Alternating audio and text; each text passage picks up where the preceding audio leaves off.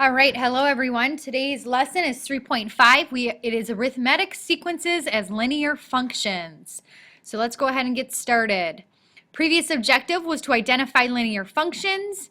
Today's objective, two objectives: recognize arithmetic sequences and relate arithmetic sequences to linear functions. There is a connection.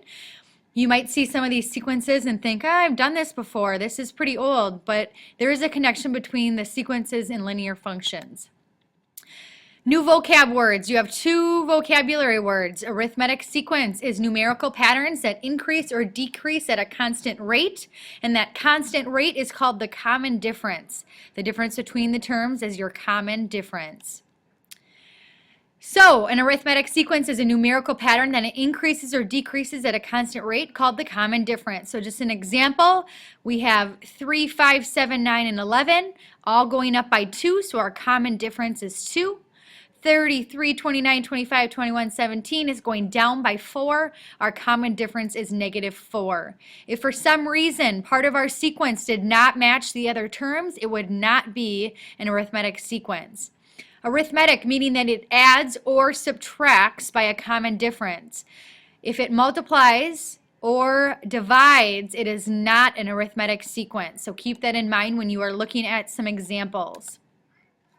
Example number 1, determine whether -15, -13, -11, -9 is an arithmetic sequence. So I rewrote them and showed that each one is going up by +2. So this is an arithmetic sequence because the difference between the terms is constant. Another example for number 1, determine whether 7/8, 5/8, 1/8, and -5/8 is an arithmetic sequence.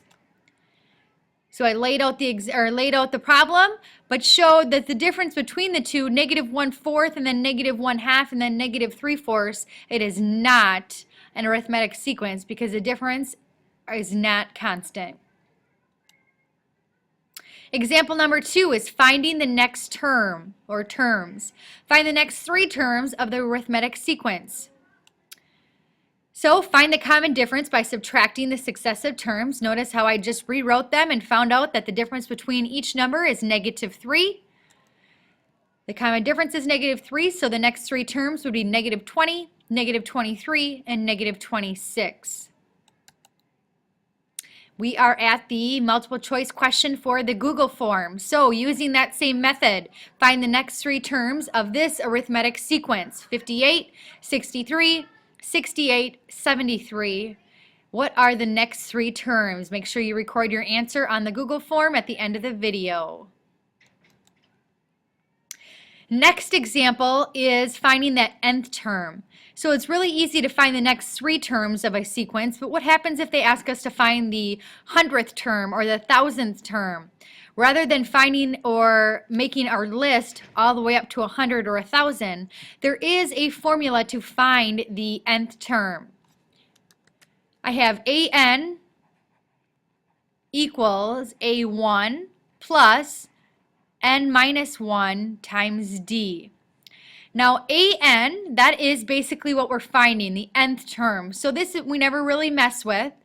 This A1 is our first term of our sequence. The N minus 1 is just part of the equation, and the D is the difference or the common difference between each term. So we're going to look at a few examples on finding that nth term. Write an equation for the nth term of the arithmetic sequence 1, 10, 19, 28. Well, the first thing that you need to do is find the common difference. What are we adding or subtracting to every time? The first term happens to be 1, and so we're going to find the common difference, which is 9. So we add 9 to get to the next number. So writing an equation, we have AN equals A1 plus N minus 1 times D. That's the formula.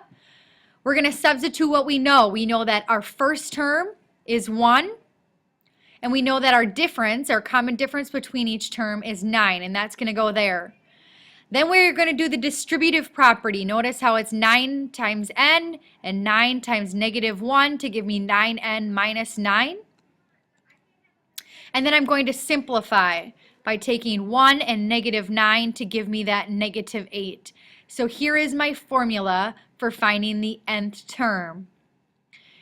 So now it's going to say, well, you can check your answer. We plugged in for each one of the terms, first term, second term, and third term, 1, 19, 1, 10, 19, and so on. The formula does work. So that does happen to be our answer. The second part that they're going to ask you is to find the 12th term or find the 18th term, whatever term that they're looking for. So the only thing you need to do is now replace the n with 12. So here was our original equation, and I'm going to substitute 12 wherever I see an n in the equation, and now solve. 9 times 12 minus 8 happens to be 100. The 100th term in this sequence, the 12th term in this sequence would be 100. So I wrote down an example. I'm going to do one more with you. Write an equation for the nth term. We have -3, -8, -13, and -18. So an equals, my first term happens to be -3 plus n minus 1. And my difference, how do I get from -3 to -8, from -8 to -13, from -13 to -18? It happens to be going down by 5.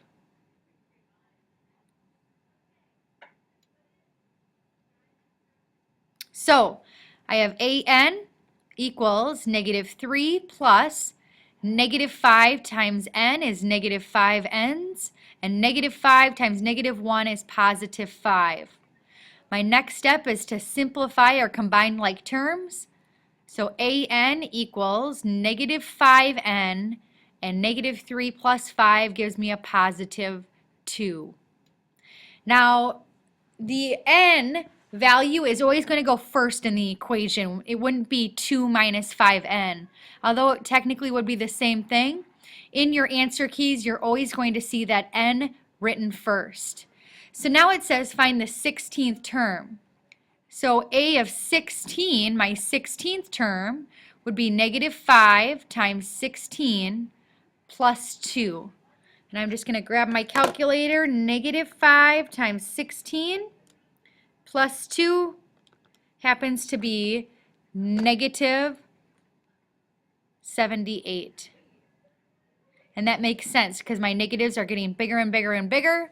So I can assume that my 16th term would be -78. Next one, pause the video. This is a checkpoint. I want to just make sure that you are on the same page. So pause the video and see if you can figure out what the 10th term is in this equation. All right, hopefully you have an answer. an equals, my first term is -11 plus n minus 1 times my difference. It looks like I'm going down again by 4, so it's -4. So an equals -11. I have a -4n and a +4 when I do my distributive property. So now I'm going to combine my like terms, and I get an equals -4n. My n is written first, and -11 plus 4 happens to be -7. So here is my equation. Now finding the 10th term. A of 10 would be -4 times 10, which is -40, minus 7, which would be -47. So my 10th term is -47. So it's kind of a two-step process. You're first figuring out what the equation is and then plugging in the number that they give us, the 10th term, the 20th term, whatever they give us for our problem. We are at the end of our video.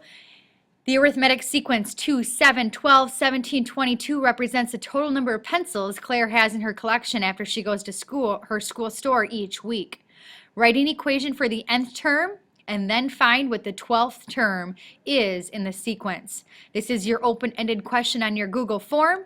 Hopefully you've understood it. It should be a pretty simple lesson. We'll go over questions and do the lesson tomorrow in class. Have a good night.